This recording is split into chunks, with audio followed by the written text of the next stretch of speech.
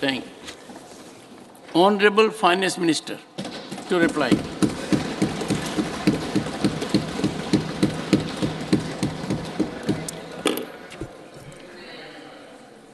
So thank you very much, Chairman Sir. What began as a short duration discussion on the economy, because of the interest which honorable members have shown, have lasted 3 half days, and 60 honorable members have spoken during this debate, and I'm indeed grateful for the various issues that have been discussed, and certainly some concerns and questions which have been raised. I'll try to address them. So even as I begin talking about the short duration discussion held in this House, I'm tempted to start the discussion from a mention outside the House first. Interestingly, it comes from a member of this House about the economy. Shri Jairam Ramesh had mentioned that in all probability there will be a discussion, something to the extent of saying we've been asking for these debates in the previous sessions, but the government has not been willing. We've never been hesitant about talking about the economy. In fact, every time there's been a request to discuss about issues, specific issues related to the economy or the larger one, we've always come in. I thought I'll just draw his attention, other than the usual budget discussions, budget speech discussions separate from the finance bill, we've always yielded. Economic situation in the country in November 2019 was a discussion held, and similarly prices of essential items 2nd August 2022, we had an elaborate discussion. So we've never hesitated to have discussion on the economy, and I thought I'll just sort of put that record straight, sir. Sir, I'd like to begin by speaking about how the Indian economy fares in comparison to what is happening all over the world. Honorable members are aware that our second quarter growth has been very high. It's the highest in the world, and we continuously maintain that momentum of being the fastest growing economy. During the same quarter, July to September 23, the third and the fourth largest economies of the world contracted, sir. Germany contracted by 0.4%, and Japan contracted by 2.1%. The other emerging economies, which are largely credited to be the engine of growth for the world as a whole, even emerging economies such as Vietnam grew by 5.33%, Malaysia by 3.3%, and Thailand by just about 1.5%. So when you compare all these developments around the world, and for India to have reached 7.6% in the second quarter is a very significant number that we cannot afford to miss. In just last 8 years, sir, India has become the 5th largest economy, from being the 10th largest in 2014. So just in these last 8 years, we have reached the 5th largest in size. Sir, the activities are all across the economy. It's not as if one sector is doing well and on the back of that, because the temptation is to say that the services sector, particularly given the fact that the service sector in its software services and the newly coming in global capacity centers and so on, gives us the feeling, and also because the contribution of the service sector to the GDP is very high, touching almost 60%, there is a temptation to think, is this growth on the back of only one sector, whereas it's not. All sectors are growing, and growing significantly for us to notice it. So because of the Make in India program, and also because of the Prime Minister's production-linked incentive schemes, the manufacturing sector is also now significantly contributing to the economy. The manufacturing sector has registered the highest growth of 13.9% in Q2 of this year. Now, if that is one other point that we would like to notice, there is this emphasis that I like to place on the Purchasing Managers Index. Manufacturing number itself is 13.9% growing, but the Purchasing Managers Index in November 23 was 56, which is in the expansionary territory. Now, PMI has been in the expansionary territory for more than 29 consecutive months. So the sustained growth of manufacturing is very indicated by that. Now, again, a comparison for the manufacturing sector is comparatively, if you're looking at the major economies, including that of the United States of America, Australia, Eurozone, Brazil, China, and South Korea, they have seen a contractionary manufacturing PMI. Let's not miss this point, because all developed countries are all showing in their PMI, the Purchasing Managers Index, a contractionary terrain number. So just to highlight what I'm trying to say is, I've mentioned that 29 consecutive months we have seen the PMI in India in the expansionary territory, whereas in those countries, USA inclusive, they are in the contractionary trend. Now, I'll just read the October and November 23 numbers. For USA, it is just 50 in October, 49.4 in October, and 49.4 in November 2023. Similarly, for Canada, 48.6, 47.7. Australia, 48.2, 47.7. South Korea, 49.8, November 23 is 50. So on, everyone, in fact, the Eurozone collectively, 43.1, 44.3.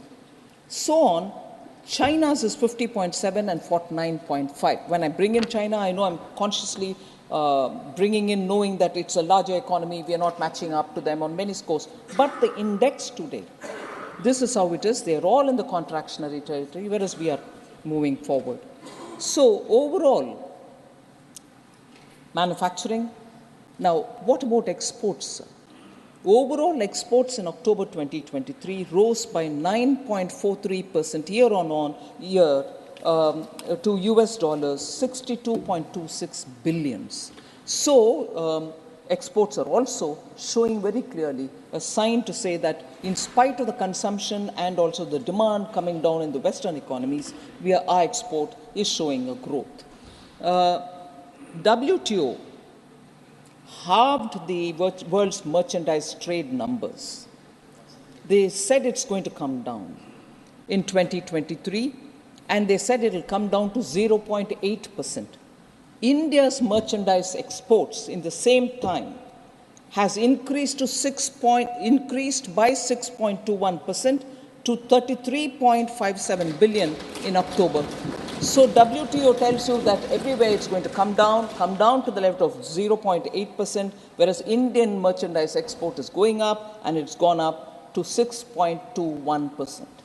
Last year, sir, India was the world's second largest mobile phone manufacturer. We've exported $10 billion worth of mobile phones in 22-23. Now, passenger vehicles is very important. It's not the luxury item, it's a passenger vehicle. Middle class buys them.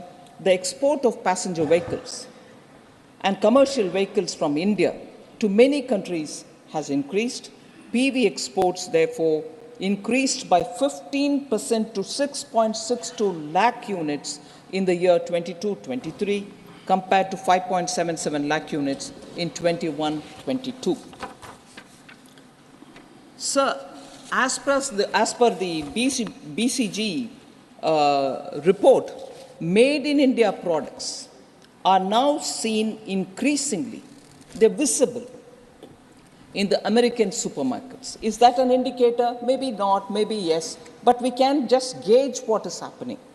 In the American supermarkets, made in India products are now being increasingly seen in the shelves, while US goods imports from China have declined by 10% from 2018 to 2022.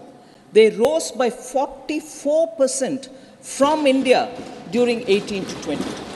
Decline in 10% from China goods, whereas what we are exporting merchandise, goods from India, has gone up by 44% to the US.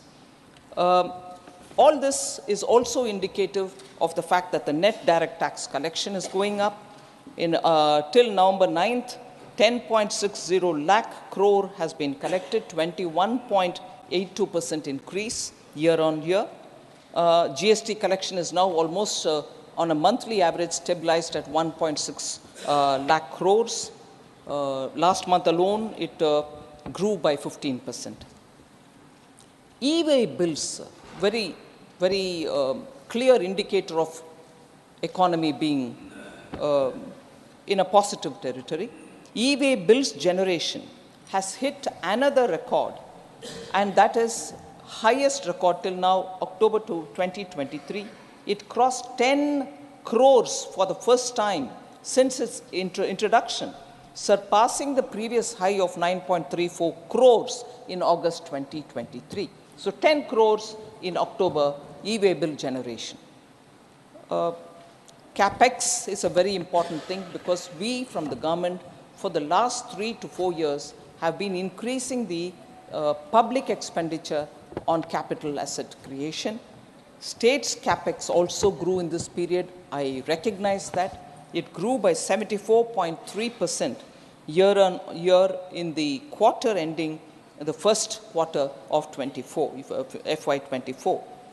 And that is largely because 50-year interest-free loans are being given to the states from the center, and that special assistance, which is 50-year interest-free, sir,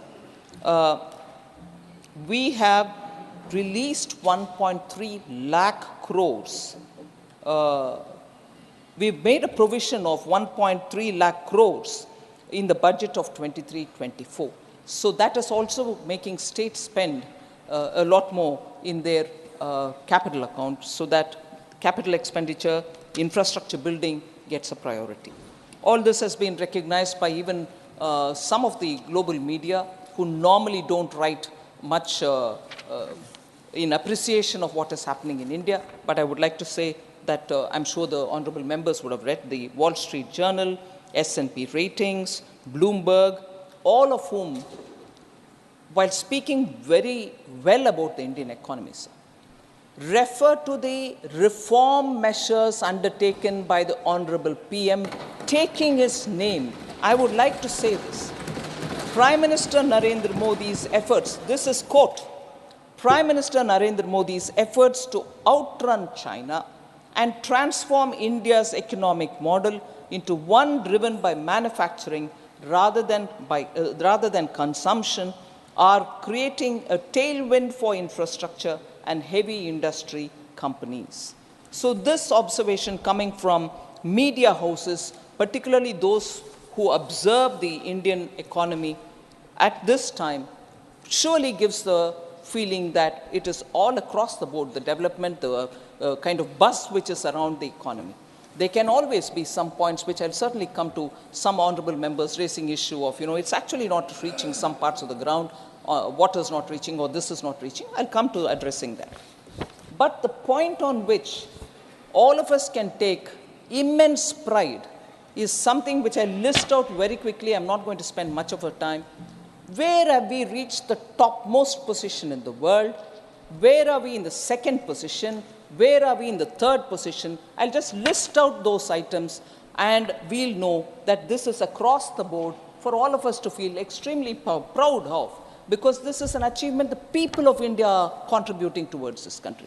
So India is the world's largest producer of milk, largest producer of pulses, dalhan, largest producer of jute, largest producer of sugar, real-time digital payments, largest number happen in India.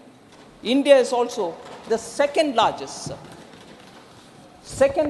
production of rice, of wheat, sugarcane, groundnut, vegetables, fruits, cotton, aquaculture, which is inclusive of seaweeds and lotus and so on, and also marine products. So India is the second largest. Now, second largest again, manufacturer of mobile phones, producer of crude steel.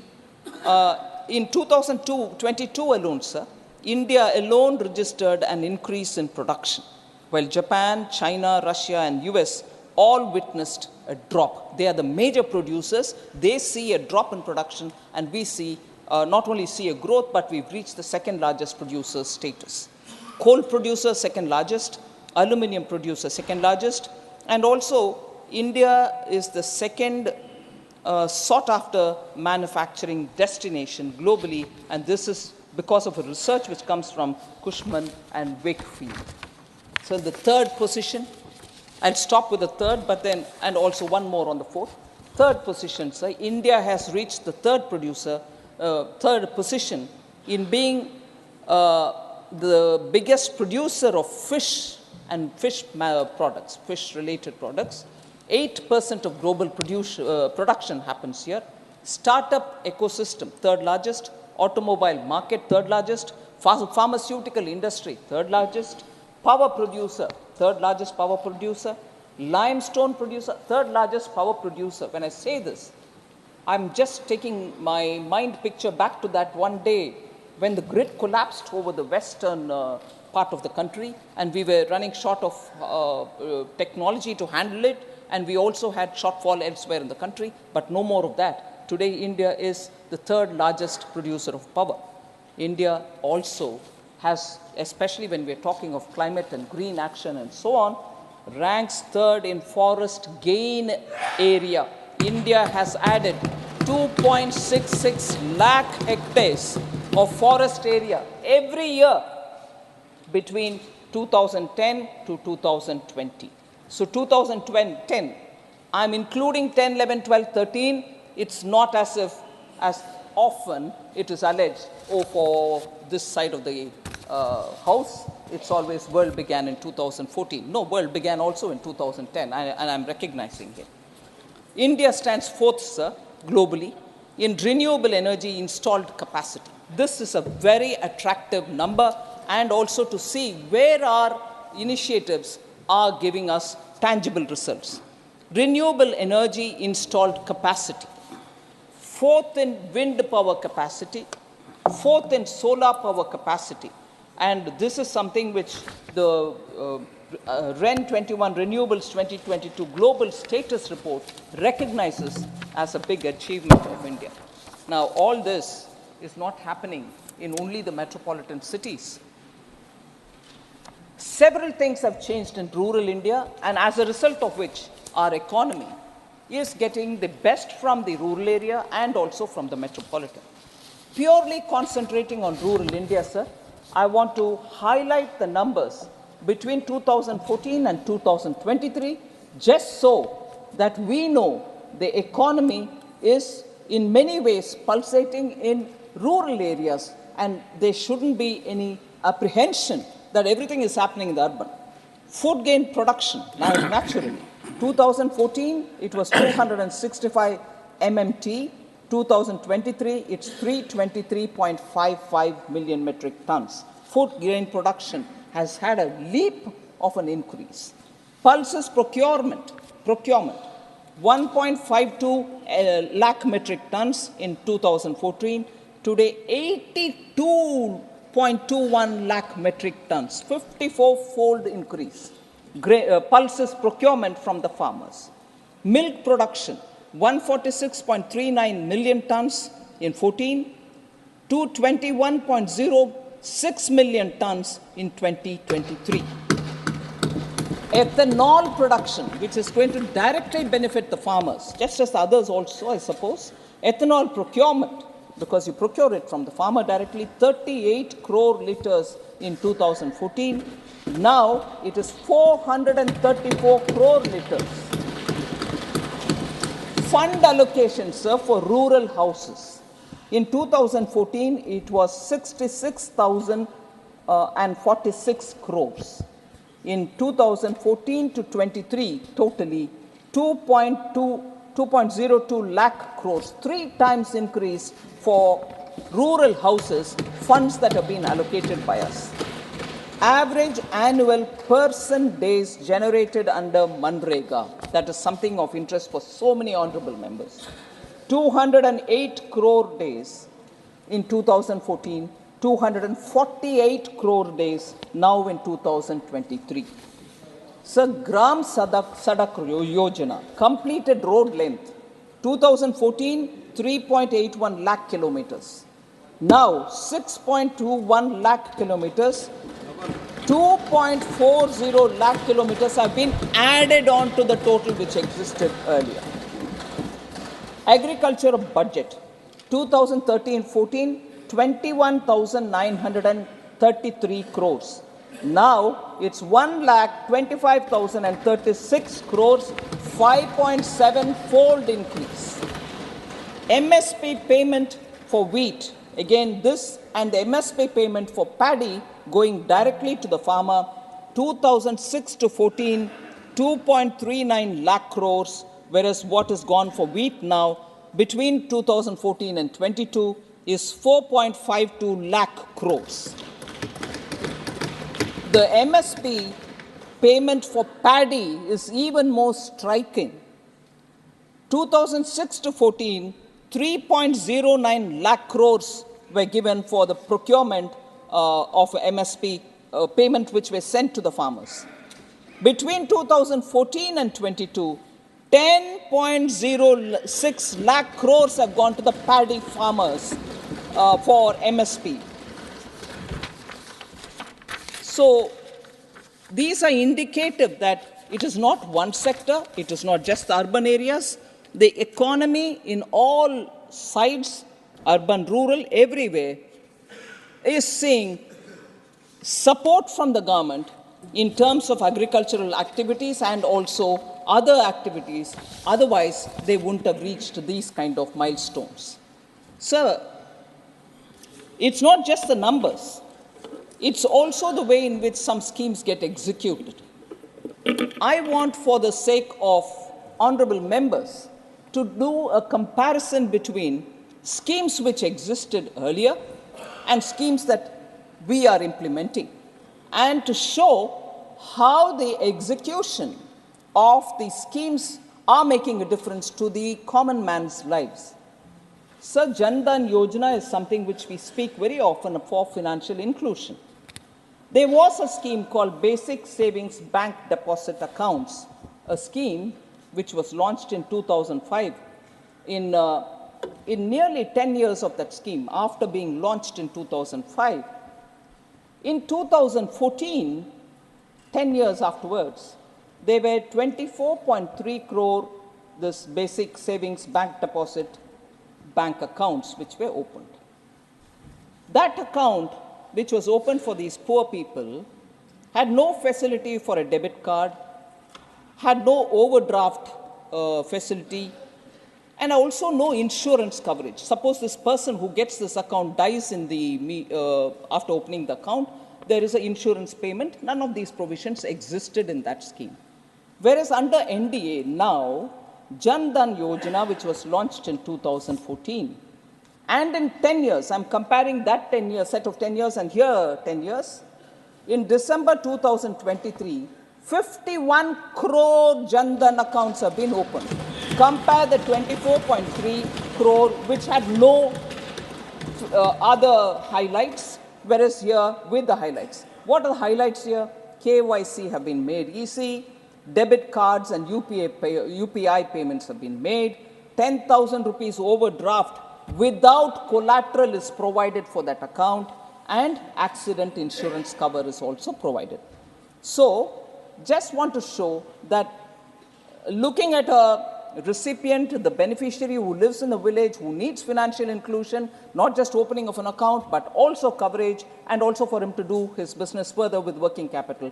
This scheme and that scheme, I just want to highlight. So in a way, I'm going to call these Naam Ke Vaste scheme, which existed earlier, find life now and actually reach the right kind of target in the beneficiary's name. So BSBD accounts were naam ke vaste. Pension, again naam ke vaste. Launch it, forget it. Swalamban scheme launched in 2010. 2010. In 5 years, they had 29.42 lakh accounts opened. That is, in 2014, they ended up with only 29.42 accounts. Now, Swalamban scheme is what is Atal Pension Yojana, launched in 2015, 8 years only, and in 8 years, I'm comparing that with this, 5.95 crore subscribers have come into this scheme. 20 times more than Swalamban. Again, a Naam Ke Vaste's program, brought in and then left where it is. But if you invoke something here, they'll say, oh, we've launched it, you don't credit us. Credit we will, but this is the performance. Jan Aushadhi Kendras. Jan Aushadhi scheme again was launched in 2008, sir. And in 2014, they had only 80 stores, 80 stores. In 2000, that scheme got continued. December 2023, sir, 10,000 stores have been opened in Jan Aushadhi. Where is 10 and where is this? And in the 10,000, now we've said we'll take it further to 25,000 Jan Aushadhi. In the Jan Aushadhi Kendras, the common people, I go visit Jan Aushadhi Kendras and talk to the people who are buying medicines there, check up with them, whether the claim that in many cases the prices are less by 66%, 72%, 89% in some other are true or not. And people tell you what they're buying. 1,800 medicines are available, more than that, but I'm rounding it off. 1,800 medicines are available for the common citizen. Blood pressure, fever, seasonal illnesses, sugar, everything. And 2,000 plus equipments are also available there. So, I want to say again, another Naam Ke Vaste scheme, Jan Aushadhi scheme, has become meaningful for the common citizen, and this is how far it reaches. Another Naam Ke Vaste, sir, Rashtriya Swasthya Bima Yojana, launched in 2008. It ran 5 years till 2014. How many BPL families were provided any kind of insurance cover? 3.85 crores. And what was that cover? 30,000 per annum was the cover given. Ayushman Bharat, launched in 2018. By December 2023, 27.89 crore individuals have been provided health insurance cover, and that is 5 lakh an annum per family. Again, a Naam Ke Vaste. Another Naam Ke Vaste, sir, housing. Indira Awas Yojana, launched in 1985. 1985 to 2014, 29 years it ran, sir. 3.25 crore rural houses built. 3.25 rural houses built. PM Awas Yojana, launched in 2016, comparable. In 8 years, sir, both Grameen and urban put together, we have 3.6 crores of houses built. 29 years, 3.25 crore. 8 years, 3.6 crore households. Naam Ke Vaste. Now, sanitation, again, Naam Ke Vaste, one scheme. Nirmal Bharat Abhiyan, launched in 2009. 5 years till 2014, sir, 38.7% rural sanitation coverage was provided. I remember, I can't see him now, Professor Ram Gopal Yadav, who I respect a lot and who had a lot of, most of the time he intervenes to ask about what's happening in the ground, is there any difference? So his concern, I do take cognizance of, he spoke. I want to use this one data, there's also more which I'll use to answer his concern. Swachh Bharat Abhiyan, launched in 2014. Now, 2022 data, 95.4% of surveyed houses have access to toilets. 95.4%. So, tap water connection. Again, A scheme launched in 2019. There's no a particular scheme with which I can exactly compare.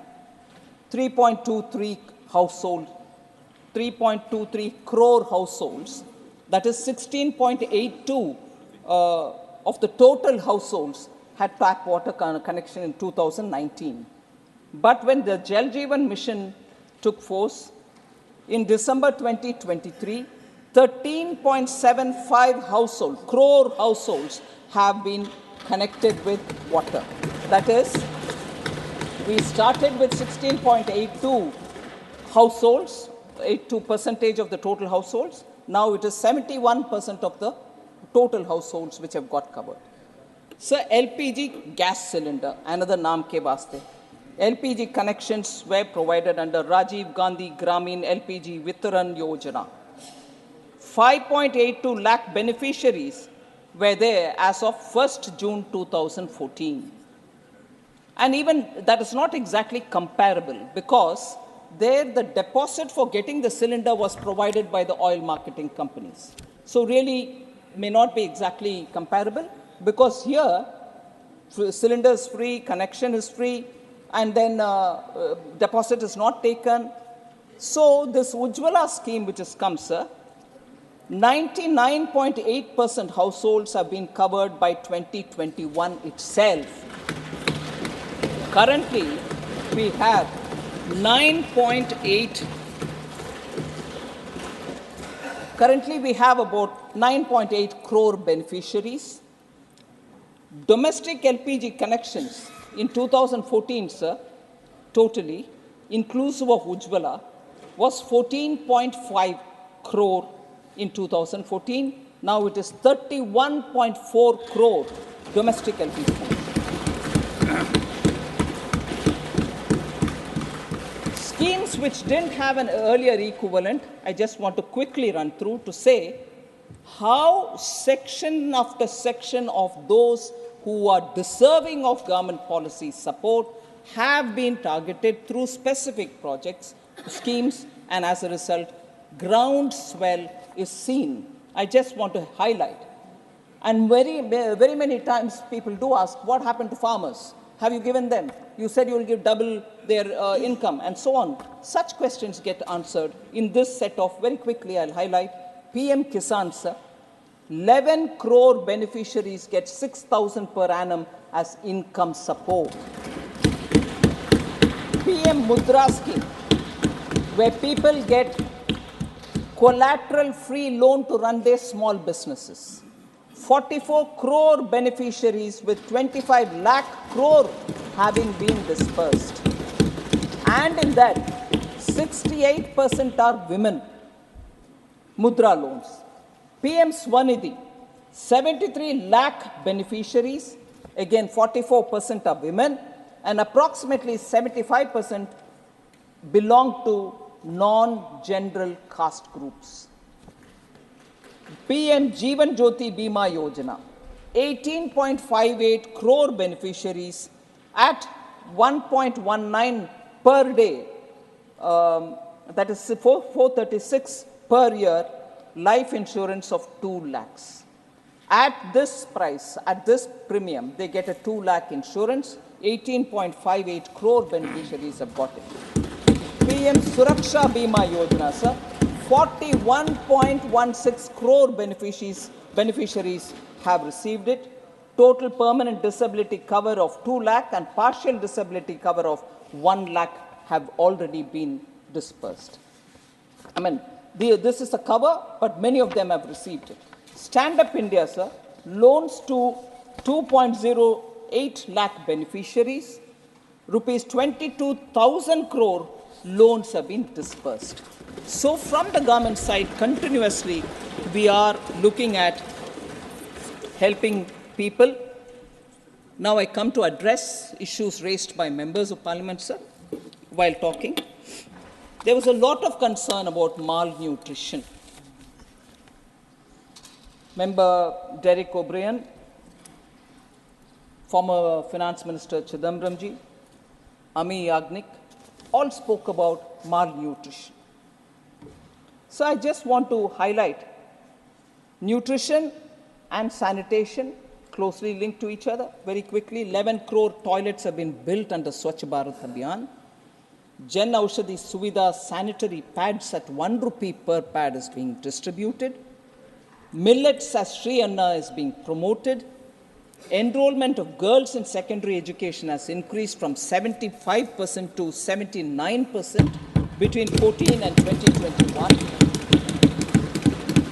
Institutional deliveries has also shown an improvement from 87% in 2014-15 to 94% in 2021. Percentage of first trimester antenatal care registration has shown improvement from 61% to 73.94% between 14 and 2021. There are also multidimensional poverty-related indicators which I will very quickly refer to. Member Dr. Sudhanshu Trivedi had gone into in great detail about it, so I don't want to take your time on points which have already been covered. But I just want to highlight the National Multidimensional Poverty Index Report of 2022, published by the Niti Aayog, shows a remarkable decline in the prevalence of multidimensional poverty. The national MPI has halved from 0.117 in 2015-16 to 0.066 in 1921. So 13.5 crore Indians have escaped multidimensional poverty between 15-16 to 19 and 21. 13.5 crore Indians. Sir, this program, the Aspirational Districts program, I'll refer to it once more later, launched by Honorable Prime Minister in 2018, is a testament to how our government's commitment to the people who are in the far-flung areas, really remote areas, have benefited because of the focus that we've given on to the Aspirational District program. Just look at health and nutrition, the point on which many members were concerned. Percentage of pregnant mothers registered in antenatal care. In 2018, it was just 68%. I'm talking about the aspirational districts. In 23, it went up to 89%, sir, 21% improvement. Institutional deliveries, 69% has gone up to 90%. There's a 31% improvement. And also the PM Jandan Yojana, Jeevan Jyoti Bima Yojana, 7-fold increase and 5-fold increase in Suraksha Bima Yojana.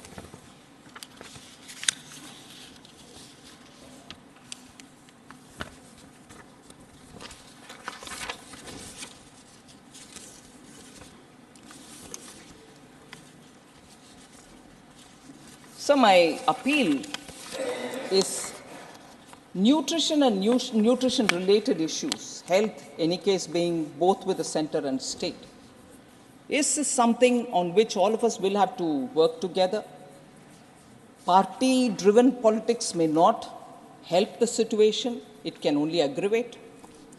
Just as in women's issues, particularly law and order related to women's issues, I keep saying we should not politicize it. Because once you do that, your number versus my number, but the person who's suffering remains wherever she is, wherever he is, particularly in nutrition-related matters. So I was tempted to bring in one aspect of how, in what we think, and maybe data also shows, in a state like Kerala, nutrition, education are all very well taken care of. No, wait a minute, I didn't complete. I knew you will come back. Now, you may not be very pleased with what I'm going to say. Thanks to the one generation. Yes. 1 century old people. So, when we don't need to politicize, sir, we can always exchange about the good work done here, the good work done there, and so on, with an understanding that all of us will have to work together for taking it further for better days. But if you are so concerned about nutrition under Modi, that's why it's bad, I'd like to say not very long back in 2018, there was this very sensational case from Kerala of a tribal young man begging for food and who was killed. Madhu. So politicizing doesn't help. I don't want to say more on it, but I have the proof, sir. It's not a fictional or it's not a story that I'm creating here, but that's truth here. I'm also coming up with the data. And that's why I want to say, let's not politicize issues of women, nutrition, education. It's a subject where both center and state has responsibility. If Modi has not given money, you ask me, but Modi has not stopped you from giving nutrition to your own tribal people. Madhu wouldn't have died if that literate and very respected state, God's own country, which I love a lot, which I respect a lot, wouldn't have died if that state had taken care of it. So, that's okay, one Madhu. That is why I'm saying no point in politicizing, all right? So, all right, all of you all had your turn to speak. Let me reply now. Sir, member is not here. Normal rule earlier used to be don't reply to members who are not here. I'm not sure whether I should do it, whether I should stick to that, but it is a very important point. Honorable Finance Minister, Sir? some of the members have sought my leave, that on account of a commitment they will not be here. That's fine. So, response needs to be imparted. Response Needs to be imparted. imparted. Because Thank the you very honorable much. members, in all fairness, have sought my leave, that they would That's not fine, be able to be here, and therefore I'm sure Thank you that very is much, sir. required. Thank you. I just want to highlight that Honorable Member Derek O'Brien had mentioned elections are won and lost. You win, we win, you lose, we lose. Let's compare equals. He said, our growth, your growth. But I want to say that comparison, elections are won, elections are lost. So you and us, and also the point that we have not won against them was underlined. Yes, of course, we have not won against them. But the point is very grave here, which I want to highlight. You may win an election, we may win an election. What follows soon after is a law and order issue. And that's where you are certainly not equal to us. You win an election being an incumbent, sitting in power, win an election, and after that, lawlessness, mayhem, clashes, sexual assault, brazen murders have happened in West Bengal. And they're not my words. High Court, Calcutta High Court has said, sir, and I'm quoting, in 60% of the cases, FIRs were not registered. Therefore, total cases of violence understated, unquote. This is the Calcutta High Court's observation. So what is the comparison? I win, you win. We all win means my cadres, ordinary citizens, are at risk.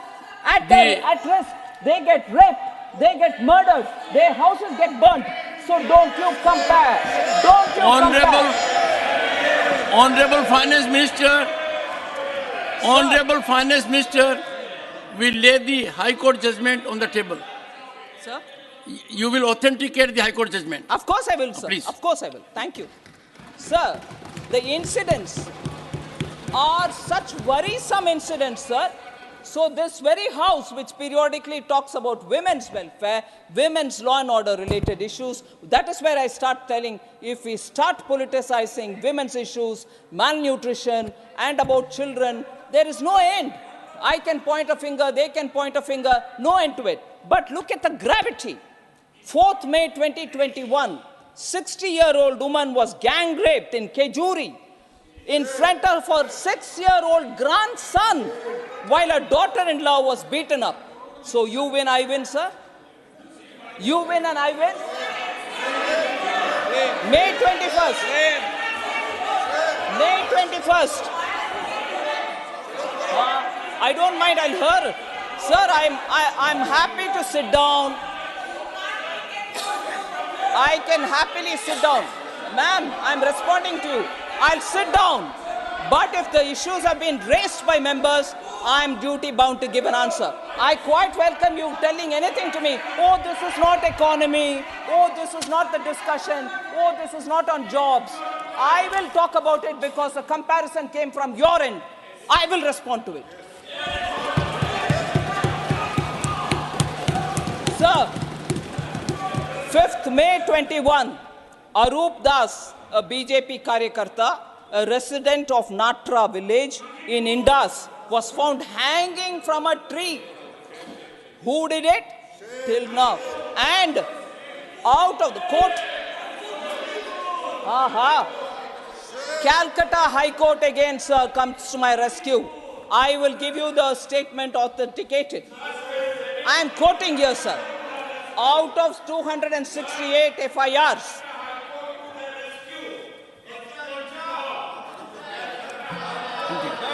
sir, I heard all members speak.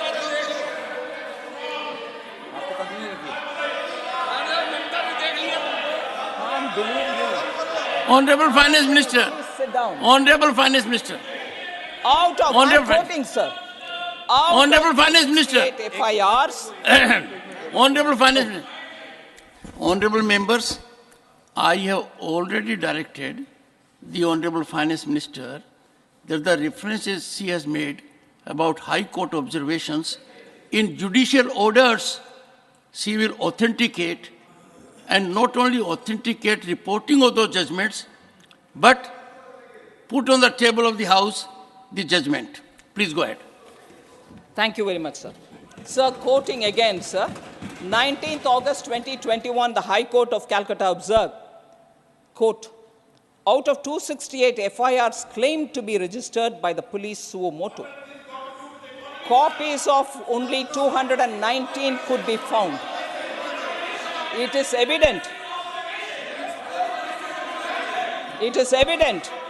that 62 FIRs were registered up to May 5, 2021, whereas 157 FIRs were registered from May 6, 2021 onwards. Some of these were registered immediately after the offense was committed, whereas in many of these, FIRs were registered belatedly. Unquote. So the last point on this, on 6th May 2021, MOS Muralidharan and his convoy was attacked. Not even a central minister is safe. So you win, I win doesn't work. Doesn't work at all.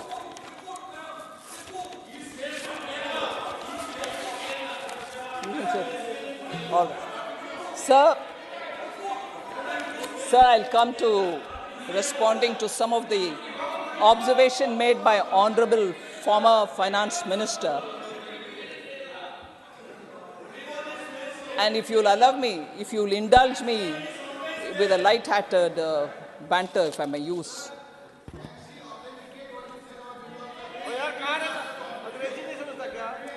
Honorable Chair has already ordered me. I ordered. There is already a direction. Yes, and I'll look into it after I go through it. Please.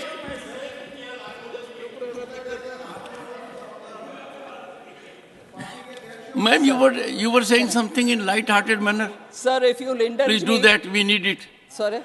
Light-hearted comment. Sir, I'm very serious. Sir, it was a bit surprising, sir. It was a bit surprising, and it was also uncharacteristic, I would say, to see the former finance minister, who's very senior, highly educated, was in the prestigious Harvard University even in 1968 when I was in primary school. But he wholeheartedly concurred and sort of rode on the arguments provided by Derek O'Brien. He took his name more than 3-4 times. Hang on. I've sought the permission of the House. The honorable members here, with respect, I'm giving my observation. There's no other way in which a light-hearted observation can be accommodated. I started thinking, was it an attempt to placate the All India Trinamool Congress to come and attend the ... alliance because they seem to be hot and cold? What is it? I didn't understand, because much before you could come to talking about the economy, that happened. And I said, oh my God, now this is all between All India Trinamool Congress and Congress. The dotted alliance needs them, and they seem to be playing hot and cold. Take it. Oh. I had the occasion to make a reference to Mr. Derek O'Brien name on 3 occasions. And we had a very quick comment from Jairam Ramesh. Is something cooking, something like that you said? Am I right, Jairam? When I took name of Derek O'Brien 3 times on a particular day, the record shows it, you made a comment. Similar kind of comment was made. So no comparison with you, sir. But sir, I just want to say, no, come on. I sought his permission for a banter, right? Thank you. So he made, the former finance minister made a very linear comparison as to how the GDP has grown from 1991-92, 25 lakh crore, and then 50 lakh crore, and then 100 lakh crores, and so on, and then wondered if I will say that by the end of 23-24, India will have 100 lakh crore as the GDP. That is, if I heard him right, he said going by the trend of doubling every 10 years, it might. So I'm confident that the question is asked with a certain sense of confidence that the Indian economy and people are contributing for its growth. But I would only refer to one editorial which appears today in a paper. I'm not saying my view, but if you would permit me, and I will also do an authentication and everything else, there is an editorial in the Economic Times today which says, a $4 trillion plus we go. GDP expected to catch up in the coming fiscal. And goes to elaborate, and there's just one line that I'll read for the House, for the benefit of the House, and I quote, as India's GDP rises, would the market cap rise in tandem? Though there is no direct correlation, there could be significant wealth effects that provide tailwinds to the economy. Retail investors own 10% of the equity, about $400 billion, and their share has been rising. That should help consumption, which accounts for close to 60% of the GDP. So, linking that to the growth of the GDP itself, this write-up, which is an editorial in a paper, which is a pink paper, which observes the Indian economy, we get a picture and a probable answer to the former finance minister. Sir, then the worker population ratio was also another issue that the Honorable former finance minister raised. I just want to highlight incorrect it was for him to suggest that the worker population ratio has not improved. There is, obviously, he's done some kind of a, if you permit me, whimsical calculation there and then, and which serves him well, and the interpretation is not right. As per the PLFS, that is the Periodic Labor Force Survey, WPR, the worker population ratio, that is the share of the employed in the total population, has increased to 56% in 2022-23 from 46.8% in 2017-18. And I underline the fact that this is post-COVID. that it has gone up to 56%. So there is an increase in the worker population ratio, and this is government's data. So youth unemployment rate, that is the age between 15 to 29, has declined. Unemployment rate has declined to 10% in 2022-23 from 17.8% in 17-18. So there, the unemployment is also declined, while youth LFPR has expanded from 38% to 44.5% over the same period. So unemployment is coming down. You have the data to show employment is also going up. In fact, sir, WPR in 2005 was 42%, which fell to 38.6% in 2011-12. So fall happened then. Then, despite a COVID, which is a once-in-a-century pandemic, we have revived the employment, and the data shows that very clearly. And also, sir, the various schemes that we have, Mudra or Swanidhi and so on, are promoting self-employment, particularly the lower sections of our society. More than 25 lakh crores have been dispersed to over 44 crore Mudra accounts. 68% of them are women. They do their own business and probably employ one or two more people there.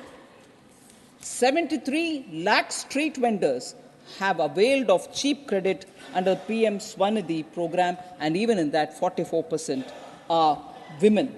So I think the hard work and the entrepreneurial spirit of the Indian youth who go in for small self-employment cannot be ignored at convenience and cannot be raised saying, oh, the poor are without jobs at some other time. There should be some kind of a alignment. So this was raised by very many members, other than former Finance Minister Kanimuri, Dr. Ashok Kumar Mittal, and also Sujit Kumarji, Jose K. Mani, all of them had raised this issue. So the attempt to bring more employment, self-employment among women is also shown by the program that has been recently launched. And I saw with my eyes when I went to the rural areas, particularly with the Vikasit Bharat Sankalp Yatra, I saw the excitement among women because Namo Drone Didi program is an amazing reception that I saw, where the women self-help group women are being picked up based on their interest, to be given 15 days of training to operate drone, and subsequently in the 15 days, 5 days will be also on the field, where they will go and test for themselves how to operate it, because they can use for spraying of fertilizers, for monitoring the crop health, and so on. So they are going to be given drones as well through their SHGs. So women are now going to be handling technology-driven drones in the villages to help agricultural activity, and what can be more empowering for the women in the rural areas? Government's idea is to distribute 15,000, provide 15,000 drones to self-help groups, and for this an outlay of 1,261 crores.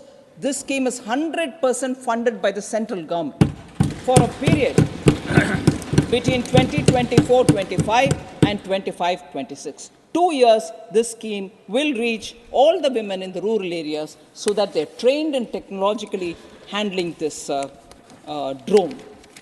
Sir, concern has been expressed about inflation and inflation management. Quite a few members, Rajiv Shuklaji, Ashok Mittalji, Derek O'Brien, all raised the issue. Sir, average inflation during 2014-15 up to 2023-24 has only been around 5.5%. Now, since 2014, the retail inflation breached the number and reached the highest point of 7.79 in April 2022. I concede that. But by contrast, of course, because that is important to remind ourselves, that between 2004 and 14, the average inflation was 8.1%. So I just want this number to be in the back of our minds. And in between 2009 to 2014, the average inflation was 10.4%, double-digit inflation.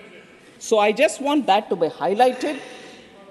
We have taken quite a few steps to make sure that I know the Consumer Affairs Minister, the Food Minister, Piyush Goyal, the Leader of the House, has been on and off releasing pulses, on and off releasing onions from the godown, from the buffer stock.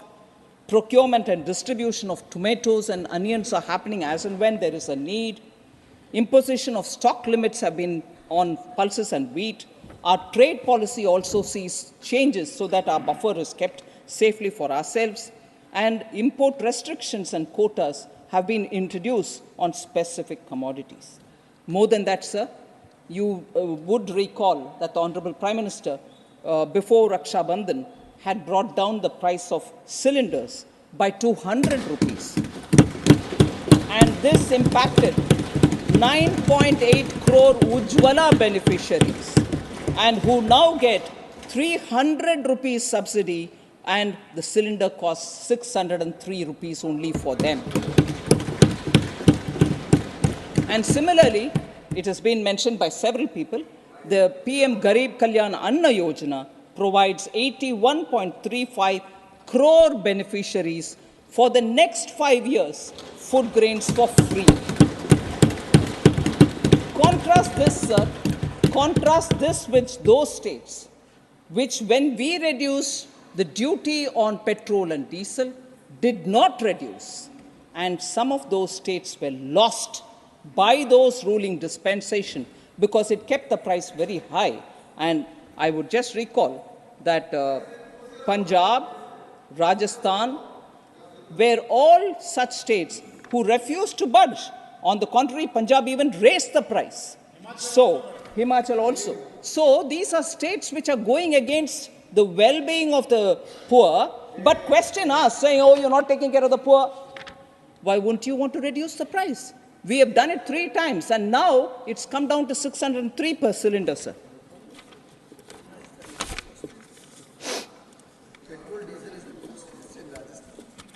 That's right.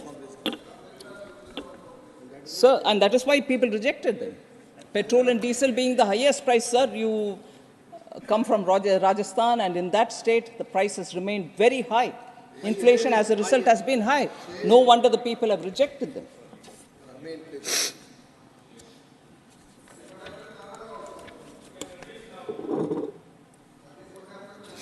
So there were concerns expressed about savings in the economy. Quite a few members had spoken about it. Household savings are also going towards asset creation. I want to bring that dimension in because it's important for us to recognize that when households do have some money in their hand, they also want to invest in assets such as having a own house. Then households added net financial assets of 22.8 lakh crore in the year 21, financial year 2021.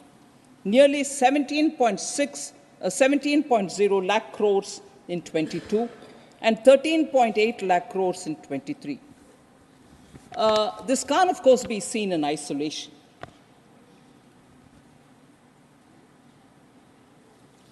This is an incremental purchase of an asset for themselves.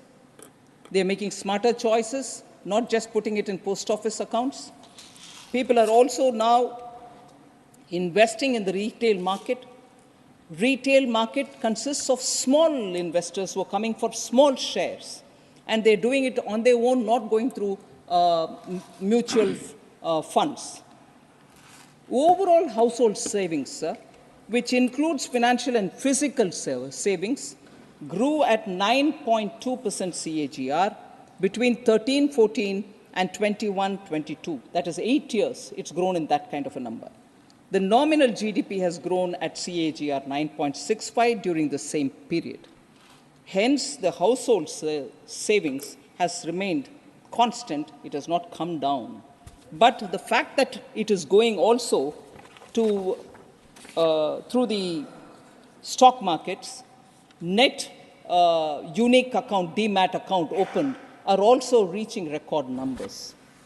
I just want to highlight that the asset under management of the Indian mutual fund industries, for those who are going through the mutual fund, has grown 5 times in 10 years from 8.34 lakh crores in October 2013 to 46.71 lakh crores in October 2023. Total demat accounts in India, have crossed 13 crores, the highest ever touched in India. It has increased by almost 6 times since 2014, when it was only 2.18 crores. It has tripled since the onset of COVID-19, which is a remarkable point to be observed.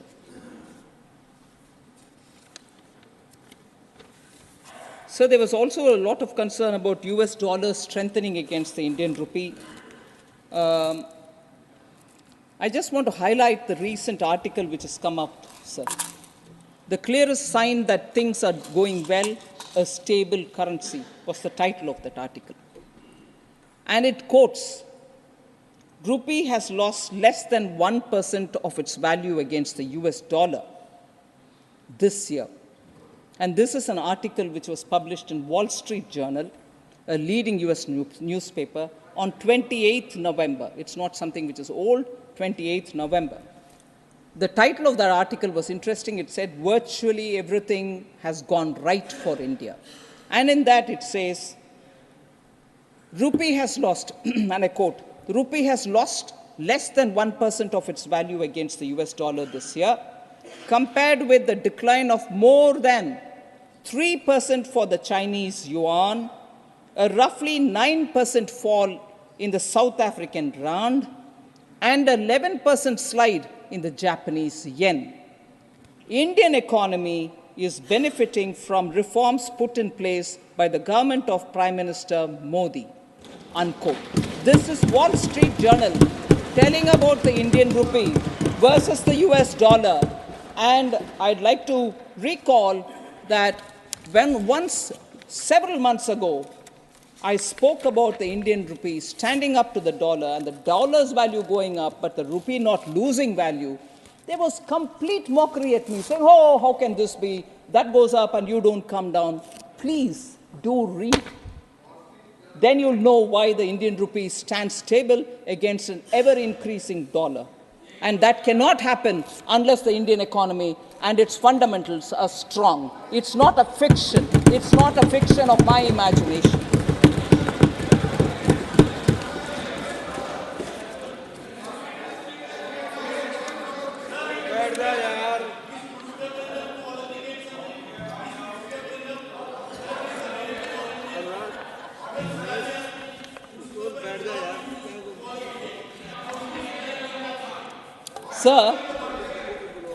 Sir, I will come up to something more on which John Britta's honourable member would have more interest about Kerala. I'll come to that. So reserve some energy for that. So the next question was about,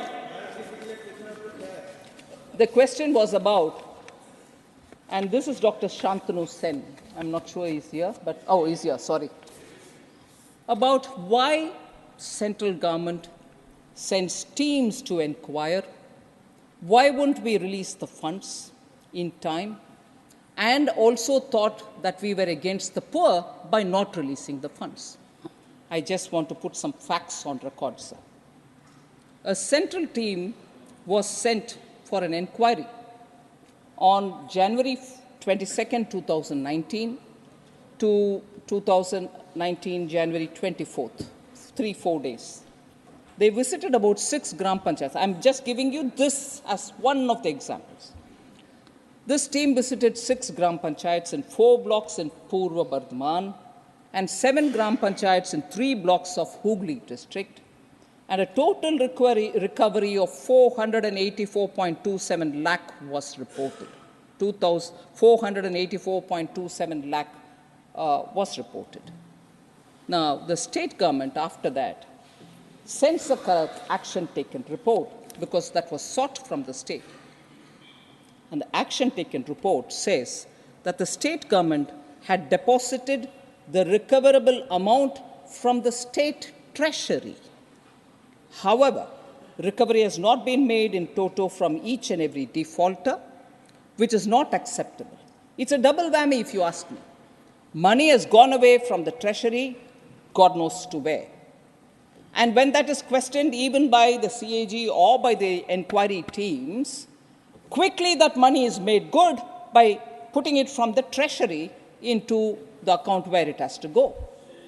You're using the taxpayers' money to make good of leakage which has happened. And when the leakage is spotted, that money is not getting recovered. That money is being made good by another set of public taxpayers' money. How good is this? Who's taking away the poor people's money? And when this is questioned, we are accused of not helping the poor. Sir, the action taken further says the action taken, such as FIR, disciplinary action against officials, dismissals, etc., are against very low-ranking panchayat-level officers, and no case against the district-level or senior officers has been made. Then, the other kind of thing which got noticed was existing work is getting shown as work done under Manrega. That work is already done and it is there. You're re-putting it under the Manrega account. Is it wrong to highlight it? This was double accounting. So, when you question us, saying you have not released money, you are sending teams. The teams are finding all this out. So, existing work gets fraudulently shown as work done under Manrega.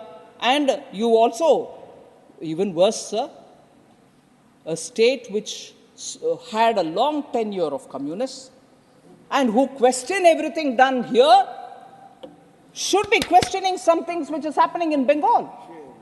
Private tea estate gets road done under Manrega, sir. Private property gets work done under Manrega. Communists couldn't even raise it. And when we raise it, hooray, how can you use Manrega money for doing a private laying of the road in a tea estate which is owned by a large tea estate owner? People talk to us about you only benefit one or two big companies. What's this, sir? What is this, sir? So, I want very clearly correction to be done in favor of the poor. Correction to be done in the name of using public money responsibly. And that is where we've been asking questions. And that is where answers which come don't give you complete answer. So I'm sorry, the teams have come. 19 is when they went. 5 years are going to get over. Now you keep asking us without correcting course. Is it wrong, sir, in this house to raise questions about public money? It's our business, all our business, to make sure the money goes to the right people. And that is why Honorable Prime Minister says, adopt technology, use DBT, put it into the account of the common man. Doing that in the first few years, DBT gave us 2 lakh crore advantage in that pilferage was stopped. Adopt such methods rather than continuously pointing to us saying, no, you're not giving money. That is going there in Bengal. They go to the street to say Modi is not giving money for the poor. Who's not giving money for the poor? Leaked money is getting filled by taxpayers' money. Is that serving the poor? Sir. Cut money. Sir, again, Professor Ram Gopal Yadav. Sir, Professor Ram Gopal Yadav and also Ajit Kumar Bhuyan, independent from Assam, have all been talking about private final consumption expenditure in the GDP. I would like to say it stands at 58.5% in 22-23, the highest since 2006-2007. The gross fixed capital formation, the share of the gross fixed capital formation in GDP stood at 34% in 22-23, again highest since 2013-14. So per capita income was also a matter on which questions were raised. I just want to say in rupee terms, I'll also give in dollar terms. In rupee terms, per capita GDP at constant price was 78,348 Indian rupees in 2013-14. It has increased to 1,15,746 rupees in 2022-23. Substantial increase in per capita at constant price. If any member is interested in knowing about the US dollar rate, per capita income was 1,438 US dollars in 2013-14. It has increased to 2,389 US dollars in 2022-23. So it's a 5.8% increase. India's rank in the per capita income was 147 out of 189 countries in 2013-14, which has moved up to 141st rank. From 147, we've moved up to 141. Sir, it is something which, before I go to talking about Kerala, I just want to highlight the fact that particularly, and recently also we heard the Honorable Prime Minister saying, I'm not worried, I'm not going to be swayed by caste differences, backward, or religion, or any, but for me, there are only 4 such castes which I will serve now. And I've been serving them, I'll serve them further. And if I do that, across all castes, across all religion, people will get covered. So if you were to touch the poor and serve the poor, poor of all communities, poor of all castes, poor of all religions will get covered. So poor, the farmer, women, and the youth are the 4 which have been continuously under priority of this government. And this was also taken up from the point of view of aspirational districts.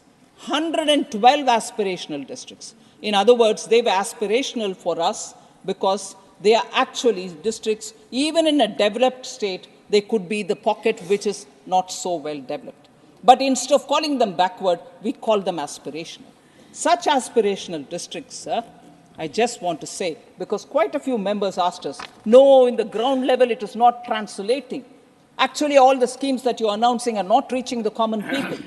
I want to take this as an example to tell all the members here, sir, that of the 112 aspirational districts, 26 are spread across 4 states and account for 81 assembly seats in the recently held elections of Madhya Pradesh, Chhattisgarh, Rajasthan, and Telangana.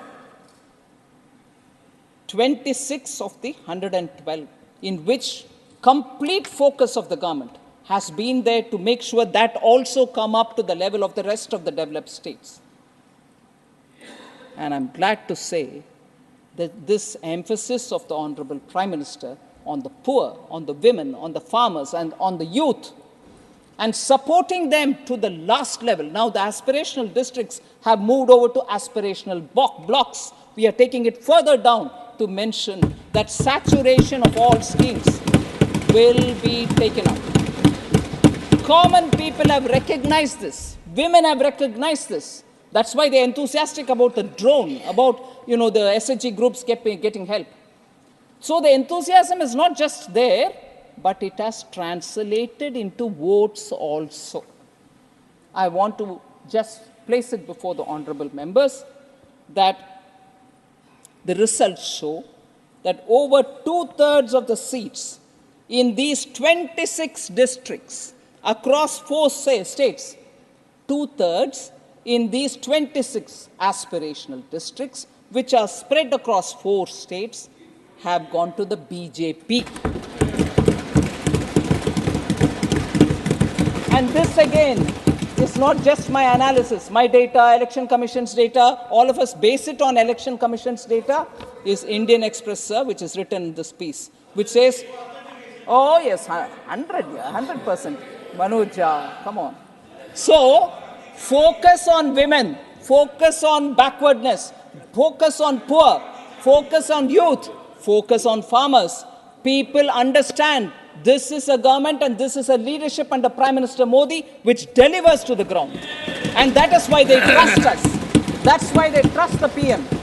And that is the bharosa with which we are bringing in these kind of ground level difference in the quality of life. So the last, which I've been seeking your indulgence, is to say quite a few honorable members spoke about Kerala and Tamil Nadu, unfair treatment on account of perceived inequality and so on.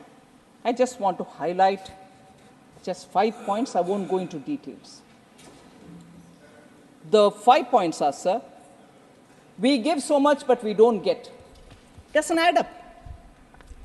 States receive 100% of the state GST. States receive 100% of the state GST collected in that state. Nobody touches it.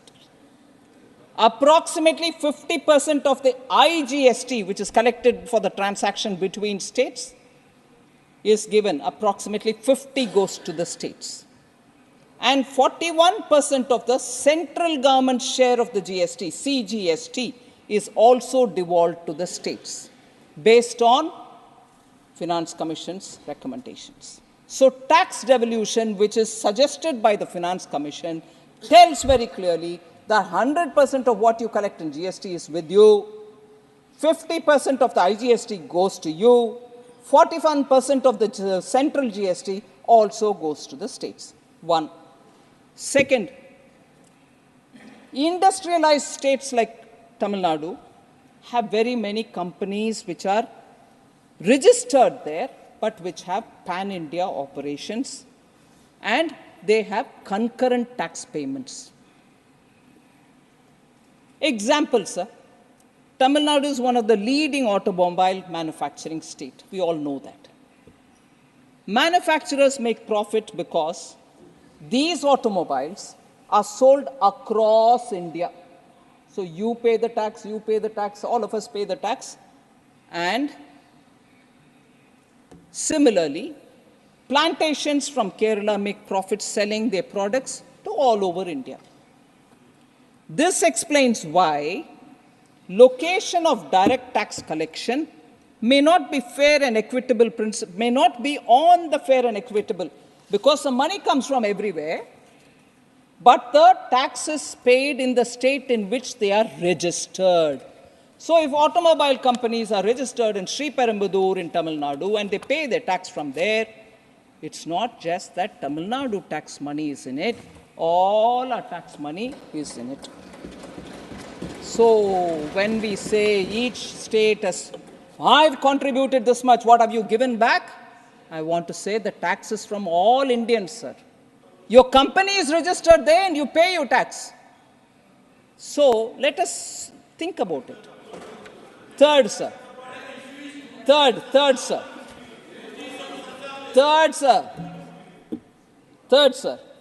Sir, there's a proverb in Tamil. I just half heard John Britta's. I'm tempted to say it, if you don't mind. Tadukula panja, paila paiven. Monaka Tamil puriyum. Tadukula panja, paila paiven. Meaning, I raise an issue and if you address that, I'll jump to the next. There's no end.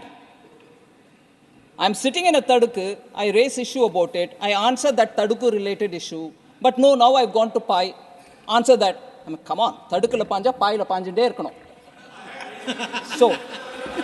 So, sir. Yeah, I'll still answer your cess and your surcharge. This is answered n number of times in this house. But n number of times it will always be raised, like the other day, with your permission, I took a banter on Honorable Member Yagnik, on the waiver written off.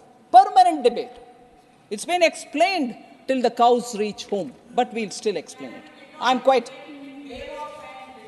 No, don't worry. Write off and written off are grammatically different, that's all. So, that has been explained several times, sir, but I don't mind. With your permission, I'll do it any number of times. Sir, third. Ma'am, I think men agree more than women agree amongst themselves. No, it's a reflection. Huh? Have you ever agreed with me?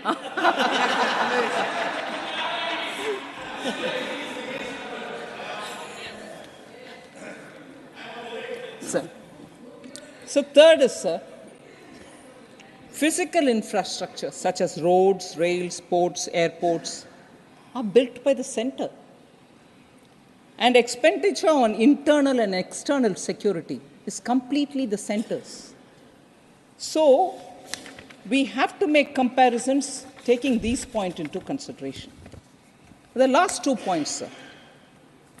I'm just giving this as an example. Tax devolution made to Kerala and tax devolution made to Tamil Nadu during the 14th, 13th, 14th, and the 15th Finance Commission. Kerala, sir, when that is 32% devolution, 13th Finance Commission, had 33,368 crores. When I'm saying 13th Finance Commission, its period was 2010-11 to 14-15, in that duration. 33,368 crores.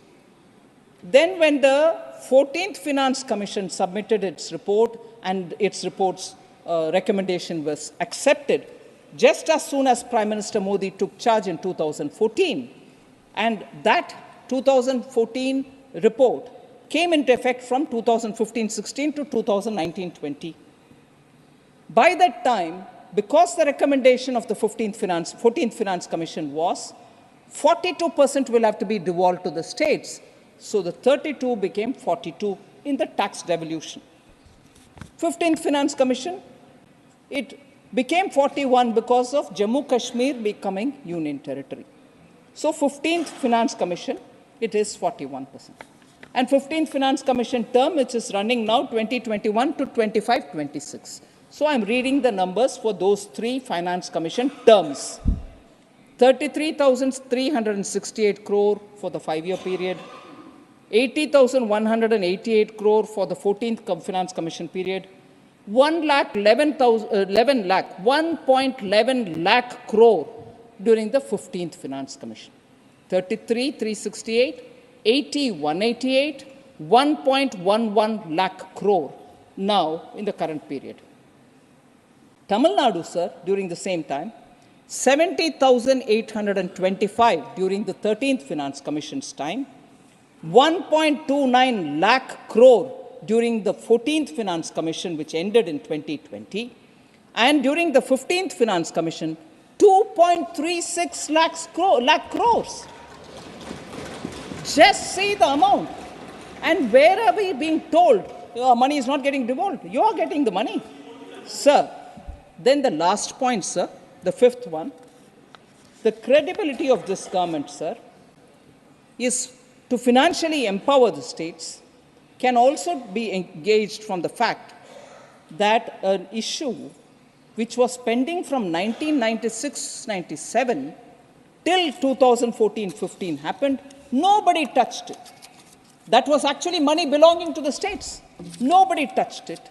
It was lying as a pending amount, tax dues amounting to 81,645 was lying there. It was Prime Minister Modi who in 2015, talking to the earlier, this happened in 2021, talking to the ministry, to the officials, to me, all of us worked together with the states. There was some money which the states owned the center. This money was owned by the center to the states. 81,645 crores was then released, reconciled amounts adjusted. The net amount which went to the states was 43,168 after adjusting what they owe the center. So an issue pending from 1996-97 gets sorted out in 2021 in favor of the states because Prime Minister Modi was also a chief minister once, and he knows what the states undergo in terms of money if it doesn't get reach them in time. That is why, since 2020, I am standing here as evidence myself to say at least 5 times I have asked the ministry to release fund in advance So where they were supposed to get one installment, 2 installments have been paid in advance and not waiting for the due time, so that the states don't suffer. So a chief minister becoming a prime minister has actually kept in favor of all the states and has never discriminated against any one state. In fact, he repeatedly says, until and unless all states grow equally, India cannot grow. So somebody who believes in that is never going to discriminate against any state. So largely I've covered the issue, sir. I wouldn't go on to talking about internet connectivity and issues like that which many members raised, but I suppose the concerned ministers would also have their time to speak about it. Thank you very much for giving me.